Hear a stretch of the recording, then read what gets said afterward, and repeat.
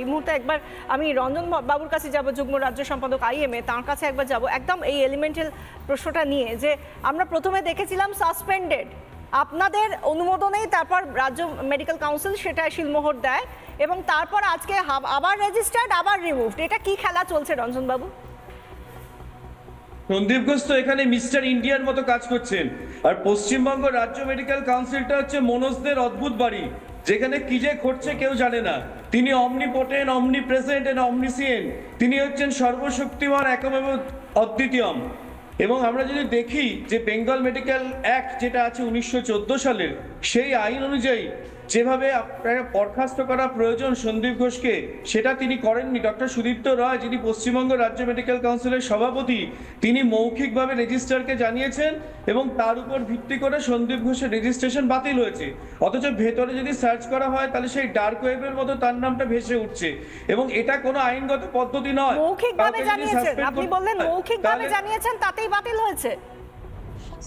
হ্যাঁ, এটা কোনো আইনগত পদ্ধতি নয়, কারণ আইএমএ এবং জয়েন্ট প্ল্যাটফর্ম অফ ডক্টরস এবং পিটিডব্লিউ থেকে আমরা যখন যাই, রেজিস্টার তো তার মেয়াদকাল উত্তীর্ণ হয়ে গেছে 4 বছর আগেই, 6 মাসের এক্সটেনশন 3.5 বছরে চলছেন।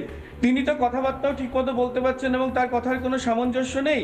এবং সন্দীপ ঘোষের রেজিস্ট্রেশনের বাতিল করতে গেলে তাকে শোকজ করতে হবে এবং তার সাথে 14 জন যারা নির্বাচিত এবং মনোনীত সদস্য আছে তাদের গভর্নিং বডির মিটিং করতে হবে। কিন্তু তা না করে ক্লজ ডি ক্লজ এইচে 7 জন এবং তার মধ্যে এই মিটিং করে যদি অধিকাংশ সদস্য মতামত দেন যে তার রেজিস্ট্রেশন বাতিল হবে, তাহলেই সেটা বাতিল হওয়ার প্রক্রিয়া। সুতরাং এটা একটা আইওয়াস ছাড়া কিছুই নয়। এবং এক্ষেত্রে তাকে রেখে দেওয়ার যে 4 ঘন্টার মধ্যে বদলি করা হলো চিকর থেকে ন্যাশনাল মেডিকেল কলেজ, এবং তাকে যেভাবে রাগঢাক করে রেখে দেওয়া হয়েছে সব জায়গা থেকে, তাকে বাঁচিয়ে রাখা মুখে মুখে হচ্ছে মৌখিক। আমি একবার নীলাদ্রি বাবুর কাছে আসবো, কারণ মৌখিক সেটাও জনগণের অসন্তোষের কারণে। এবং আমরা যখন ডেপুটেশন দিয়েছি, আমরা স্বাস্থ্য সচিব নারায়ণ স্বরূপ নিগমের কাছে যখন যাই, তিনি বলেন এটা একটা অটোনমাস বডি, আমাদের কিছু করার নেই। কিন্তু আমরা 72 ঘন্টার মধ্যে রেজিস্ট্রারকে সময় দিয়েছি যে সন্দীপ ঘোষকে প্রপার ওয়েতে তাকে শোকজ করে এবং গভর্নিং বডি মিটিং দেখে তাকে যেন পুরোপুরি তাকে রেজিস্ট্রেশনটাকে সাসপেনশন করা হয়। আপনি তো প্রসিডিউরাল কথা বলছেন, কিন্তু সেই প্রসিডিউর যে মানা হচ্ছে না সেটা তো আমরা বিভিন্ন সময় দেখতে পাচ্ছি। আপনি যেটা বললেন মুখে মুখে সবকিছু হচ্ছে। আমি একটু নীলাদ্রি বাবুর কাছে আসবো। নীলাদ্রি বাবু, আইনে তো আমরা জানি প্রচুর নথিপত্র সবকিছু লাগে, কিন্তু এখানে দেখতে পাচ্ছি সেটা ওয়েস্ট বেঙ্গল মেডিকেল কাউন্সিল হোক বা মুখ্যমন্ত্রী একেবারে মুখে মুখে বদলি করে দিচ্ছেন আরজি কর থেকে ন্যাশনালে। আবার আমরা দেখতে পাচ্ছি সব থেকে বড় যেটা বিষয়, আপনি আরো ভালো বলতে পারবেন, যে কোনো একটা ঘটনা, এত বড় একটা ঘটনা অভয়াকাণ্ড, সেটা ঘটে যাওয়ার পর সন্দীপ ঘোষ তখন অধ্যক্ষ, তিনি 9:58 সকালে টালা থানাকে ফোন করছেন যে এরকম একটা ঘটনা ঘটেছে। তারপর 2টোর পরে দুপুরে তার জিডি হচ্ছে, অভিযোগটা গিয়ে সেখানে সুপার নাকি করছেন। কিন্তু এটা কি আদৌ হতে পারে? সবকিছু এত মৌখিক, টেলিফোন কেন?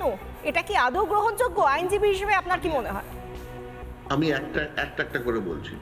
প্রথম কথা, যে এই যে সাসপেনশনের যে কথাটা বলছে, আইনটা খুব ক্লিয়ার যে কোনো ক্ষেত্রে সাসপেনশন করতে গেলে শোকজ নোটিশ দিতে হবে। যেই অ্যাকিউজ থাকুক না কেন, he has to be given a chance to respond. আমরা এটাকে বলি প্রিন্সিপালস অফ ন্যাচারাল জাস্টিস। এবার এই ক্ষেত্রে এটা মৌখিক হয়েছে কি চিঠি লিখে হয়েছে কি শোকজ নোটিশ দেওয়া হয়েছে, সেটা কিন্তু পাবলিক ডোমেনে কোনোখানে নেই। আমি তাহলে ধরে নিতে হবে যে আইনটাকে ফলো যদি করতে হয় তাহলে একটা শোকজ নোটিশ দিয়ে ওর এক্সপ্লেনেশন নিয়ে তারপর সাসপেন্ড করতে হবে।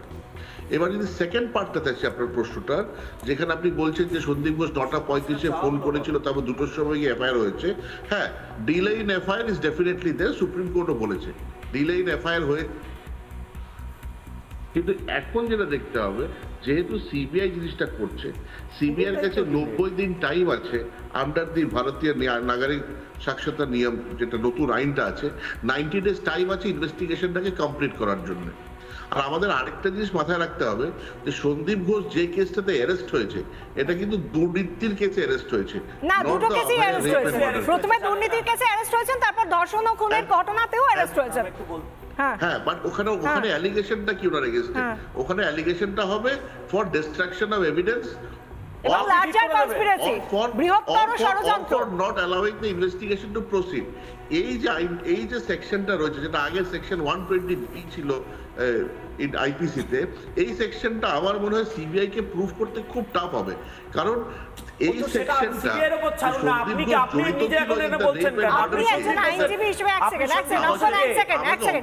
আপনি যে কথাগুলো বলছেন আইনজীবী হিসেবে এগুলো করা উচিত, কিন্তু ছাত্রছাত্রী এটা আপনিও নিশ্চয়ই মানবেন যে এগুলো করা হয়নি। শতরূপ ঘোষ সিপিআইএম নেতা আমাদের সঙ্গে প্যানেলে এসেছেন, ডিবেটে যোগ দিয়েছেন।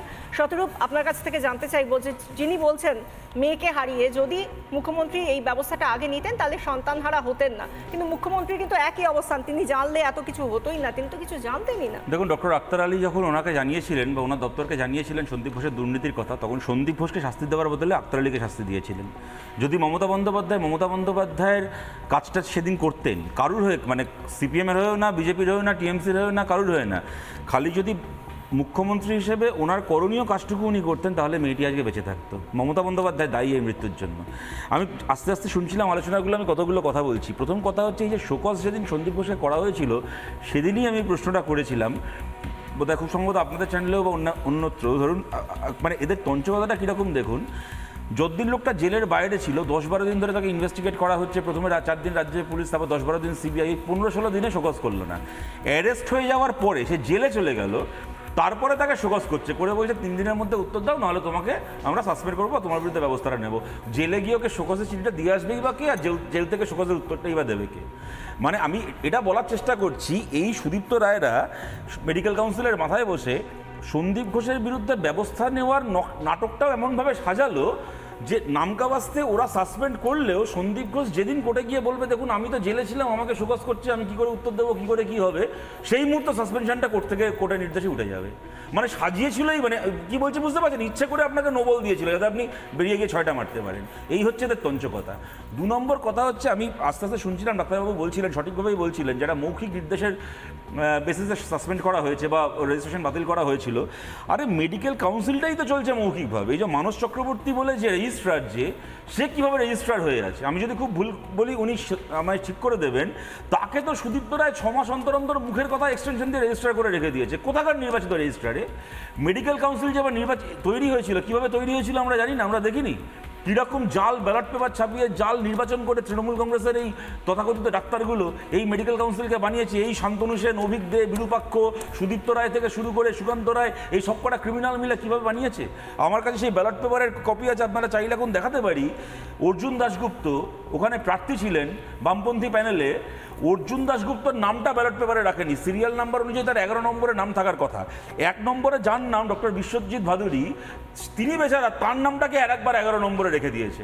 মানে একটা ব্যালট পেপারে চিন্তা করুন, একজন লোকের নামই বাদ দিয়ে অন্য একজনের নাম 2বার রেখেছে। এই জাল ব্যালট পেপারে ব্যালট করে ভোট করে এরা এই জাল মেডিকেল কাউন্সিল বানিয়েছে। সেই মেডিকেল কাউন্সিল আবার লোকের বিরুদ্ধে ব্যবস্থা নেবে, অবিলম্বে তো এই মেডিকেল কাউন্সিলটাকে ডিসলভ করে এর মাথায় যারা বেআইনি হয়ে বসে তাদের বিরুদ্ধে ব্যবস্থা নেওয়া উচিত। আমার লাস্টের কথা বলছি অঙ্কন, এক সেকেন্ড জাস্ট, আমি লাস্টের কথা বলছি। দেখুন, প্রশ্নটা না এখানে টেকনিক্যালিটির নয়, প্রশ্নটা ইন্টেনশনের।